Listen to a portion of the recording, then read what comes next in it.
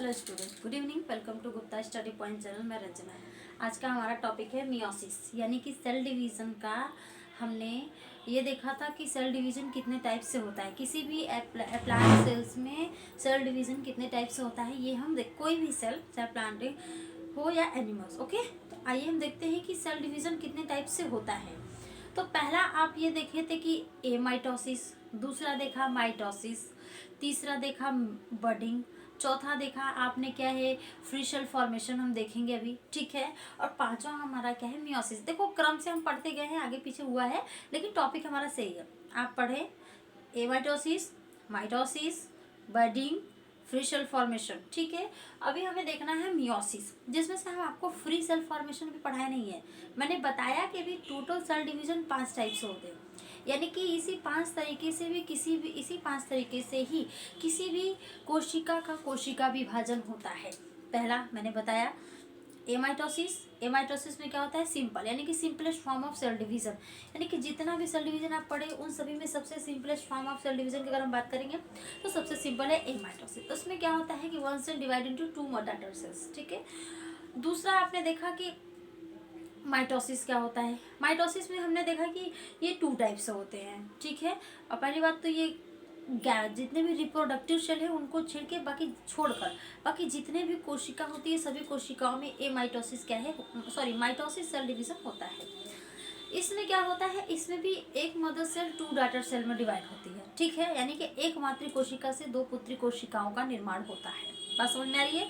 उसके बाद हमने ये देखा कि अगर किसी भी कोई भी आपकी बॉडी में कोई चोट है, यानी कि क्षतिग्रस्त कोशिकाओं की पूर्ति, सीधे हुए, यानी कि बॉडी का अगर कोई पार्ट डैमेज हो रहा है, कोई सेल डेड हो गया है या सेल सही से काम नहीं कर रहा है, डैमेज हो गया है, तो उस सेल की वहाँ पे उस कोशिकाओं की जो आवश्यकताओं की जो पूर्ति है क्या कोशिका बनने के लिए, वहाँ पे कौन सा सेल डिवीजन होता है, तो वहाँ पे होता है माइटोसिस, यानी कि समसूत्री कोशिका विभाजन। बात समझ में आ रही है।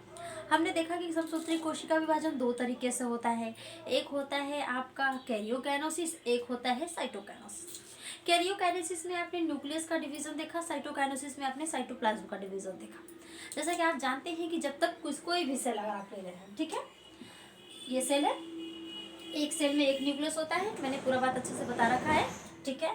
तो अब भैया इस सेल से 2 सेल बनेंगे तो ये बतावा इनके भी न्यूक्लियस चाहिए, इनके भी न्यूक्लियस चाहिए, दोनों लोग के पास न्यूक्लियस होना जरूरी है।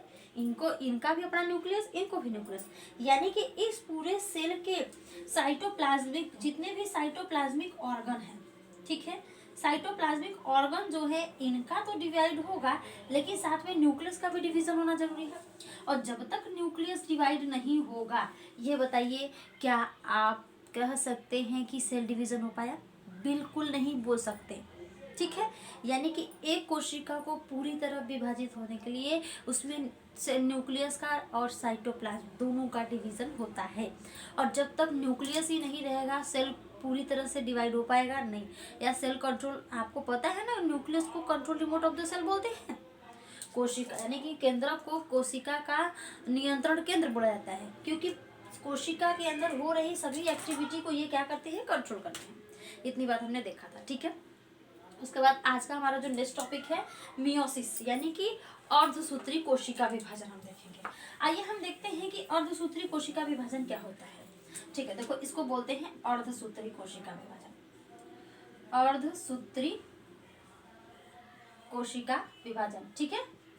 देखो अर्धसूत्री कोशिका विभाजन, जैसा कि अभी अभी ठीक मैंने अभी बोला, एक बार क्या बोला कि जो माइटोसिस होता है, क्या होता है, माइटोटिक बोलो या माइटोसिस, माइटोटिक जो माइटोसिस सेल डिवीजन होता है, ये सेल डिवीजन, ठीक है, रिप्रोडक्टिव सेल को छोड़ के, कौन सेल को छोड़ के, रिप्रोडक्टिव सेल को छोड़ के से सभी सेल में ये डिवीजन क्या होता है, कौन से सेल को छोड़ के, रिप्रोडक्टिव सेल को अगर छोड़ दिया जाए तो बाकी जितने भी सेल बचते हैं उन सभी कोशिकाओं में आपका समसूत्री कोशिका विभाजन होता है। बात समझ में आ रही है। लेकिन मैंने अभी बोला कि रिप्रोडक्टिव सेल को छोड़ के बाकी जितने भी सेल बचते हैं सबके अंदर ये वाला डिवीजन होता है। तो भैया ये मियोसिस कहाँ होता है ना। तो अब देखो ये है पॉइंट की बात कि जो मियोसिस सेल डिवीजन है यानी कि अर्धसूत्री कोशिका विभाजन, ये होता है जनन कोशिकाओं। Point clear. पहला पॉइंट, अर्धसूत्री कोशिका विभाजन कहाँ होता है?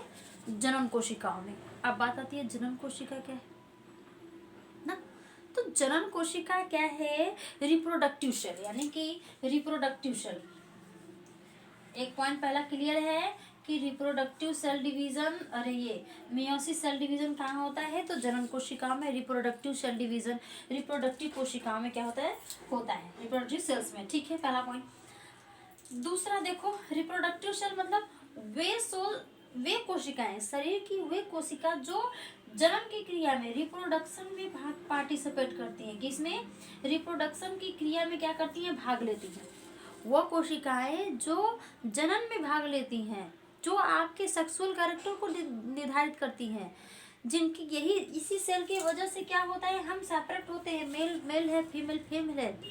यही आपके पूरी बॉडी, यानी आपको पता होना चाहिए कि रिप्रोडक्शन क्या है। ये बहुत ही इम्पोर्टेंट कैरेक्टर है। जनरेशन की कंटिन्यूटी को बनाए रखने के लिए रिप्रोडक्शन का होना बहुत जरूरी है। धरती पे आए हैं भैया, तो जब तक रिप्रोडक्शन नहीं होगा आपके जनरेशन की कंटिन्यूटी बनेगी ही नहीं। और ये बताइए, क्या एक लोग अकेले रह के अपनी पूरा दुनिया चला लेंगे?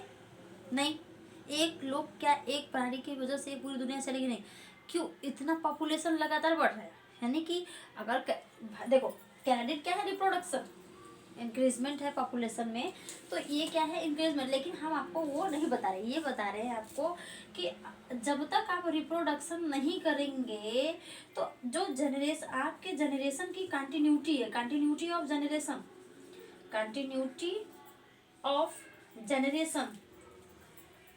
ठीक है, कंटिन्यूटी ऑफ जनरेशन क्या है? ये नहीं हो पाएगा।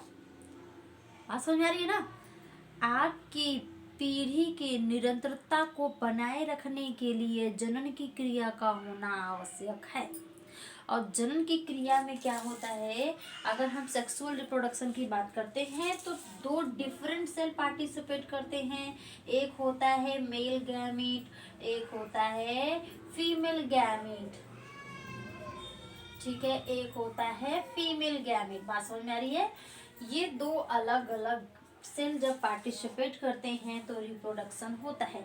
यानी रिप्रोडक्टिव सेल कितने टाइप के? 2 टाइप्स के, मेल गैमीट और फीमेल गैमीट। ये मेल वाला मेल सेक्स सेल और फीमेल सेक्स सेल। इसको अगर आप गैमीट भी बोल सकते हैं, इसको दूसरा आप मेल सेक्स सेल भी बोल सकते हैं। क्या? Male sex cell. और आप इसको फीमेल सेक्स सेल, कौन सा? Female sex cell. बात समझ आ रही है ना? अब देखो, यही चीज तो हमें देखना है कि ये जो पहला क्लियर है ना, रिप्रोडक्टिव सेल। तो अब दूसरा देखो क्या आती है कि ये तो सीधे हो गया कि ये क्या होता है? रिप्रोडक्टिव सेल में होता है। ठीक है, लेकिन कब होता है? अभी तो आप जाने हैं कि रिप्रोडक्टिव सेल में ये डिवीजन होता है, लेकिन कब होता है? तो ये होता है जब गैमीट का फॉर्मेशन हो रहा है। देखो मैंने बोला जनन कोशिकाओं में युग्मकों के निर्माण के समय, जनन कोशिकाओं में, ये जनन कोशिका है, जनन कोशिकाओं में युग्मकों के निर्माण के समय अर्धसूत्री विभाजन होता है। जनन कोशिकाओं में, चाहे वो मेल हो चाहे फीमेल, चाहे किसी पौधे का ही ले लो, ठीक है, किसी भी ऑर्गेनिज्म का आप ले लीजिए, चाहे वो मेल हो चाहे वो फीमेल हो, चाहे हम ह्यूमन बींग का ले, चाहे आप प्लांट का ले लीजिए, चाहे कोई एनिमल्स का ही ले लीजिए, ठीक है, चाहे किसी का भी ले लीजिए, उनकी रिप्रोडक्टिव सेल यानी कि जनन कोशिकाओं में, ठीक है, जब युग्मकों का निर्माण होता है तो इस युग्मक निर्माण होना मतलब कोशिकाओं का निर्माण होना, तो यहाँ पे कौन सा विभाजन होता है? तो अर्धसूत्री विभाजन होता है। पॉइंट क्लियर है? ये हो गया, ये तो सीधा सीधा। अगला देखो, नेक्स्ट पॉइंट तीसरे की अगर हम बात करेंगे, ये तो पहला अगर रिप्रोडक्टिव सेल में याद रहेगा ना, अर्धसूत्री विभाजन, ठीक है, जनन कोशिकाओं में होता है। दूसरा, यह जो है मेल गैमीट और फीमेल गैमीट, यानी कि जब युग्मकों का निर्माण होता है तब इसका ये विभाजन की प्रक्रिया हो रही होती है। ठीक है, अब नेक्स्ट देखो हमारा अगला ये हो गया। नेक्स्ट पॉइंट अगर हम बात करेंगे प्लांट में कब होता है, ये तो एनिमल्स में हो गया। पौधों में आपको पता है प्लांट भी मेल और फीमेल होते हैं। आपको पता है कि प्लांट का जो मेल पार्ट होता है उसको स्टेमन बोलते हैं, जो फीमेल पार्ट होता है उसको पिस्टिल बोलते हैं। क्या बोलते हैं? स्टेमन स्टेमन और पिस्टिल। ये सब पॉइंट क्लियर रहेगा ना तो ये अच्छे समझ जाएंगे, थोड़ा जानना जरूरी है। यहीं पे क्या है, थोड़ा आसपास का जो बैकग्राउंड है वो क्लियर हो जाएगा हमें, और जब ये क्लियर रहेगा तो आप आसानी, जब हम बोलेंगे मियोसिस हो गया हो, ऐसे में बोले अर्धसूत्री में पढ़ा के चली जा रही हूँ, भैया आपको अर्धसूत्री तो रट लोगे, पढ़ लोगे, रटा हुआ तो दिमाग में चला जाएगा, लेकिन आपको यही नहीं पता कि जो कोशिका है, जो उन्हें कोशिका में डिवीजन हो रहा है, वो कोशिका कहाँ पे आपको दिख रही है, वो कोशिका कहीं भी, ऐसे सोचो, इमेजिन भी तो करना पड़ेगा, देख नहीं पा रहे तो सोचो है कहाँ वो कोशिका। बात समझ में आ रही है ना? तो मुझे वो सेल को देखना है, पहले आप सेल को माइंड में फिट करिए, ठीक है, कि वो सेल है। हाँ, मैं बोलूँ स्टेमन, ओ स्टेमन मतलब फ्लावर, फ्लावर का मेल पार्ट, ठीक है, पिस्टिल, तो आपका मेल पार्ट बोलो मत, मेल पार्ट का इधर स्ट्रक्चर ड्रॉ करो, ठीक है। अगर मैंने स्टेमन बोला है तो आपको स्टेमन का एकदम फिगर ड्रॉ होना चाहिए दिमाग में। बात समझ में आ रही है ना? ये देखो, ए आपको ये पूरा, ठीक है। अब देखो ये आपका फिगर क्या है,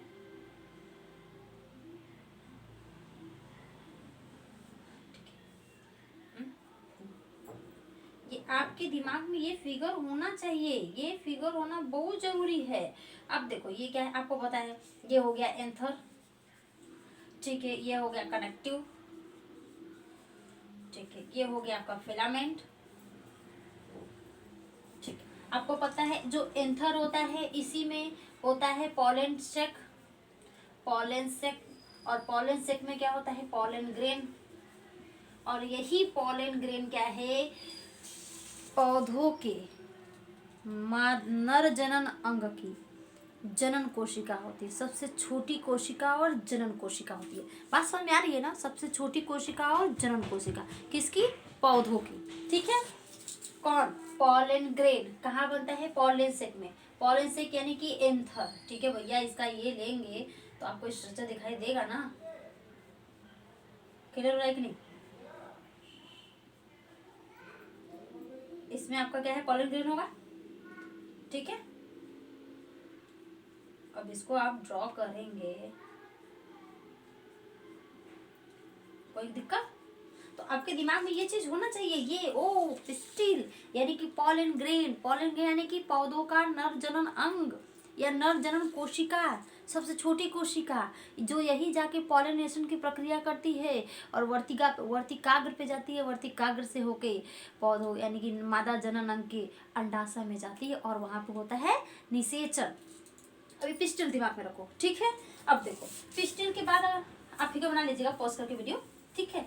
अब हम बात करेंगे पिस्टिल, हाँ पिस्टिल की बात करेंगे, मतलब क्या, ये हम बता चुके हैं, लेकिन आपको थोड़ा फिर से इंट्रो करा देंगे। जो चीज़ पढ़ो सॉलिड पढ़ो, एकदम दिमाग में रख लो, ये चीज़ होना चाहिए, ठीक है। ये आपका है, ठीक है, ये ठीक है, हमारा थोड़ा अभी अच्छे से बना नहीं है,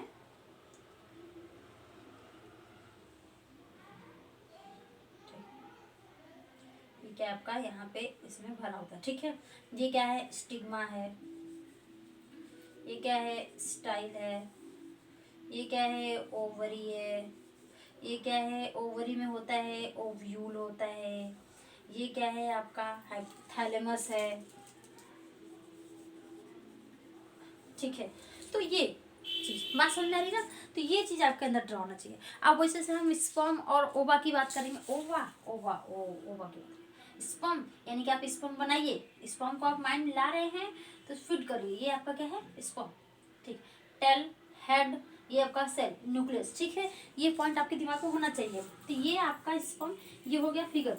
तो वही बात कह रहा है कि जब प्लांट में अगर हम मियोसिस की बात करने चल रहे हैं तो पौधों में अर्धसूत्री विभाजन कब होता है, जब पराग कोष यानी कि पॉलन ग्रेन या फिर आपका हो गया, हाँ पराग कोष, ये पॉलन सेक मैंने बनाया था, एंथर के अंदर जो पॉलन सेक है उसका, या फिर इम्ब्रियो सेक, इम्ब्रियो के अंदर जहाँ आपका क्या होता है, इम्ब्रियो सेक का मतलब जहाँ पे इम्ब्रियो बना, इम्ब्रियो एम्ब्रियोसेक, जिसके अंदर एम्ब्रियो क्या है, पल रहा होगा, ठीक है।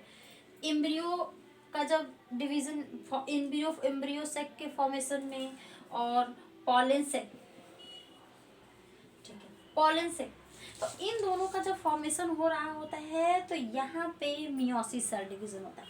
आपको पता है एम्ब्रियोसेक में क्या है, एम्ब्रियो, पॉलन सेक में क्या है, पॉलन ग्रेन, ठीक है। प्लांट में तब होता है, ठीक है, क्या होता है, पॉलन ग्रेन। पौधों में ये डिवीजन तब होता है, क्लियर है ना। अब अगला देखो, लेकिन अगर हम बात करें कि एक हम ह्यूमन बॉडी, यानी कि अब सीधे डिवीजन की बात करते हैं। अभी तो आप जानेंगे कि ये सेल डिवीजन होता क्या है। यानी कि मेल और फीमेल का जो मेल सेक्स सेल वाला पार्ट है, रिप्रोडक्टिव सेल है, वहाँ पे ये डिवीजन होता है। एक पॉइंट अच्छे से क्लियर होगा, ठीक है। अब हम बात करते हैं कि ये डिवीजन कैसे होता है। देखो, जब कोई सेल डिवाइड होने वाली होती है तो उसके अंदर क्रोमोसोम की अगर बात करेंगे तो गुणसूत्रों की संख्या 2n होती है। यानी कि सपोज दैट ये सेल है, ठीक है, इसके अंदर डिवीजन होना है। ये आपका इंटरफेज स्टेज में, आपको पता है ना इंटरफेज स्टेज किसे कहते हैं, कोशिका विभाजन के ठीक पहले की जो अवस्था होती है, कोशिका विभाजन के ठीक पहले की जो अवस्था होती है उस अवस्था को इंटरफेज स्टेज कहते हैं।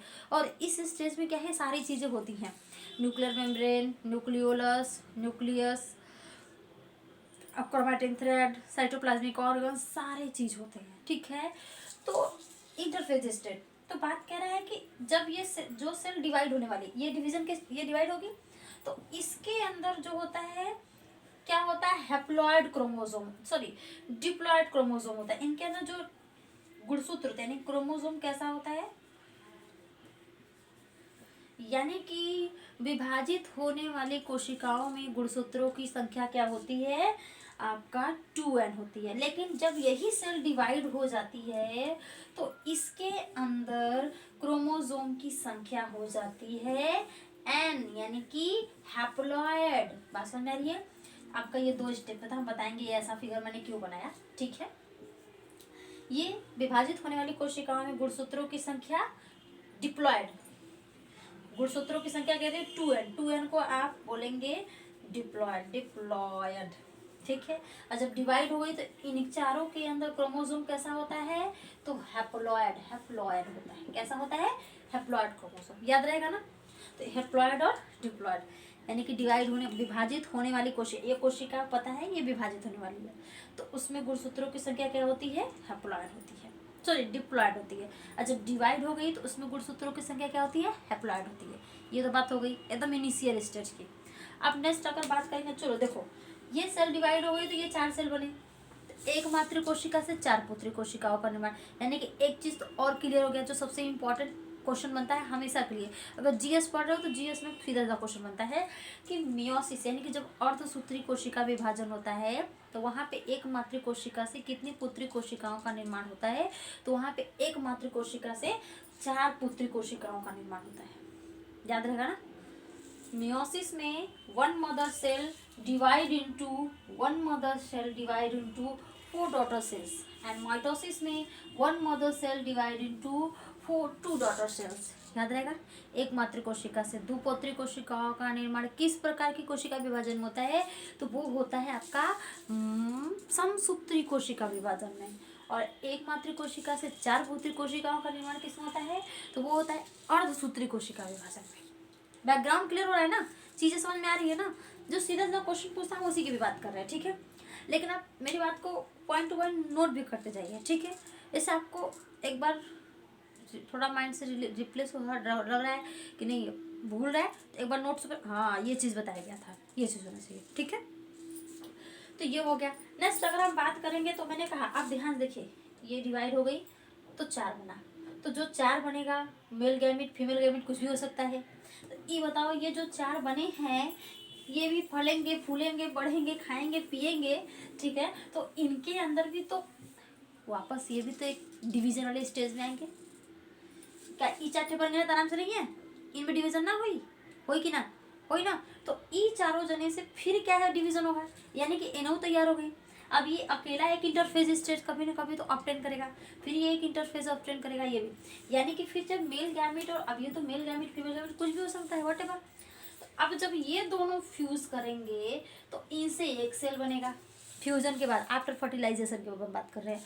तो अब ये बताओ, इन दोनों जब दो अलग अलग सेल कभी मिलकर फ्यूजन कर रहे हैं गैमेट सेल, तो वहां पे फिर कैसा हो जाएगा, कैसा होगा बच्चा, डिप्लॉयड। कैसा, डिप्लॉयड क्रोमोसोम, याद रहेगा ना। यानी कि फ्यूजन जब फिर से इंटरफेज स्टेज जब ये कहला, तो इनके पास ये डिवाइड बने तो 4 ठे बना, मियोसिस फर्स्ट, मियोसिस सेकंड, तो 4 बने। मियोसिस फर्स्ट में 2, फिर जब मियोसिस सेकंड होता है तो इससे 2 और इससे 2, 4 हो गए। तो ये हो गया आपका।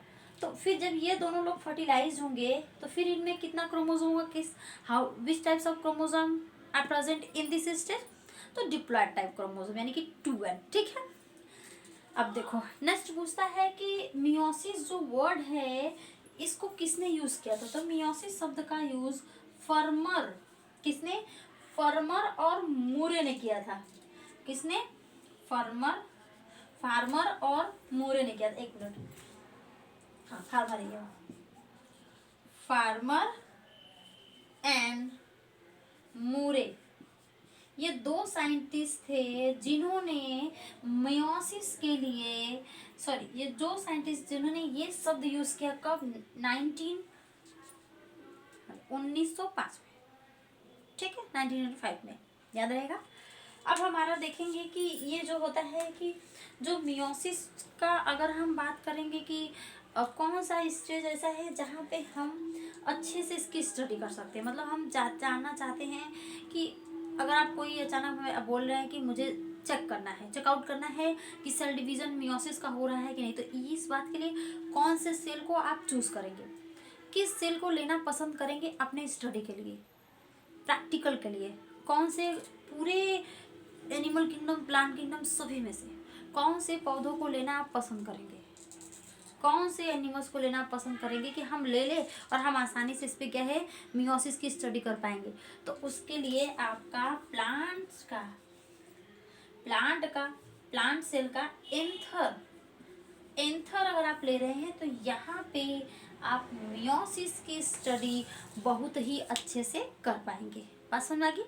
अब हमारा टॉपिक है शुद्ध। ठीक है, देखो मियोसिस की अगर हम बात करेंगे तो ये सबसे पहले ये तो थोड़ा हो गया मियोसिस की बात हो गई। अब हम अगले वीडियो में आपको बताएंगे कि कितने टाइप्स का होता है और कैसे होता है। ठीक है, इसमें इतना ही, धन्यवाद।